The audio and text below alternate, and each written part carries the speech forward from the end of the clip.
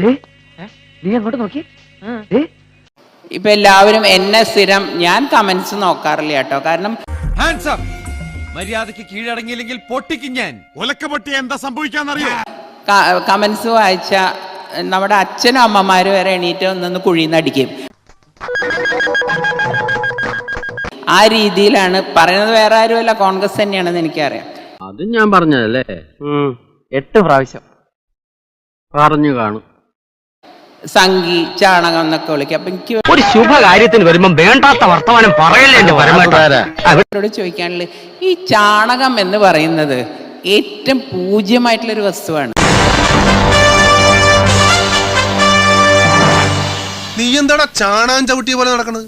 ഇങ്ങനത്തെ ഡയലോഗ് പറഞ്ഞാലേ ഇതുപോലെ നടക്കണം. ലൂസ് മോഷൻ ഇതുപോലെ നടന്നാൽ മതിയാ. സമാനമായിപ്പോ കാരണം ഈ പറയുന്ന ആളുകളുടെ അച്ഛനും അപ്പൂപ്പന്മാരും ചാണകം മെഴുകിയ തറയിലല്ലേ കിടന്നിരുന്നത് പണ്ടത്തെ കാലത്ത്.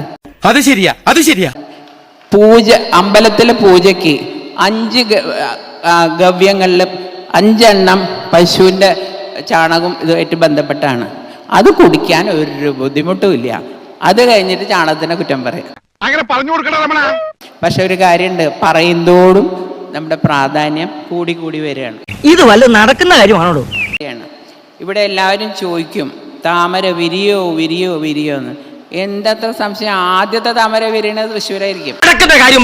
നടന്നു പോണ കാര്യം ഞാൻ പറഞ്ഞത്, ഓട്ടോറിക്ഷയ്ക്ക് പോണ കാര്യം ഞാൻ പറഞ്ഞെങ്കിൽ ഞാൻ എത്രയോ കാലത്തെ ബന്ധമുണ്ട്. ഏറ്റവും ശുദ്ധനായ ഒരു മനുഷ്യൻ എന്ന് പറയണമെങ്കിൽ അത് സുരേഷ് ഗോപി ആയിരിക്കും. എന്നെ കൊണ്ട് തോറ്റു. കാരണം എന്ത് രാഷ്ട്രീയ വിരോധം ഉണ്ടെങ്കിലും ആ ഒരു സ്നേഹം, സഹോദര സ്നേഹം ഉള്ളിൽ വെച്ചിട്ടുള്ള ആളാണ് ഞാൻ. അദ്ദേഹത്തിന് പെട്ടെന്ന് ദേഷ്യം വരും, പെട്ടെന്ന് സങ്കടം വരും. അതുകൊണ്ടാണ് ഞാൻ പറഞ്ഞത് ശുദ്ധനായിട്ടുള്ള മനുഷ്യൻ. കാരണം എന്തായാലും വരാനുള്ളത് വഴി തങ്ങുന്നില്ലല്ലോ. നമ്മളൊക്കെ എന്തെങ്കിലും കള്ളത്തരം ഉണ്ടെങ്കിൽ അത് ഉള്ളിൽ വെച്ചിട്ടല്ലേ പെരുമാറുള്ളൂ. അദ്ദേഹത്തിന് അങ്ങനെയൊന്നും അറിയില്ല. അയ്യോ, അതെന്ത് പറ്റി? അതൊക്കെ പറയാതിരിക്കുന്നതാണ് നല്ലത്. ഞാൻ ചോദിക്കട്ടെ, വെറുതെ പാട്ട് പാടിയോണ്ട് വയറ് നിറയോ? ഞാൻ നിങ്ങളുടെ മുമ്പിൽ ഇവിടെ പറ്റില്ല. ഇതെന്താ? അതുകൊണ്ട് നിങ്ങൾ മാറ്റി ചിന്തിക്കണം. ഇത്രയും അധികം എഡ്യൂക്കേറ്റഡ് ആയിട്ടുള്ള ശ്രീമതി സരസുവിനെ നിങ്ങൾ വിജയിപ്പിച്ചാൽ അതിൻ്റെ ഗുണം നിങ്ങൾക്കുണ്ട്. കാരണം പ്രധാനമന്ത്രി നേരിട്ട് വിളിച്ചാൽ അപ്പോൾ പ്രധാനമന്ത്രി മറക്കില്ല.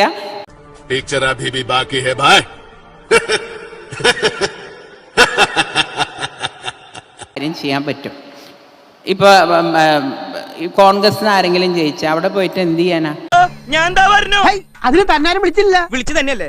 എങ്ങനെയാ ആവശ്യത്തെ കാര്യങ്ങൾ ഇടപെടുത്താ പറഞ്ഞു കൊടുക്കണം എന്നെ പറ്റി. എന്നോട് കഴിഞ്ഞ പ്രാവശ്യം ഒരു കോൺഗ്രസ് MP പറഞ്ഞു, ഞാൻ ചോദിച്ചു എങ്ങനെയുണ്ട് ഡൽഹിയിൽ? ഓ ചേച്ചി, പട്ടി ചന്തയ്ക്ക് പോയ മാതിരി ഞങ്ങൾ പോരും വരുന്നു. ചാവുന്നതിലും ഭേദമല്ലേ ബോധം കിടന്നത്.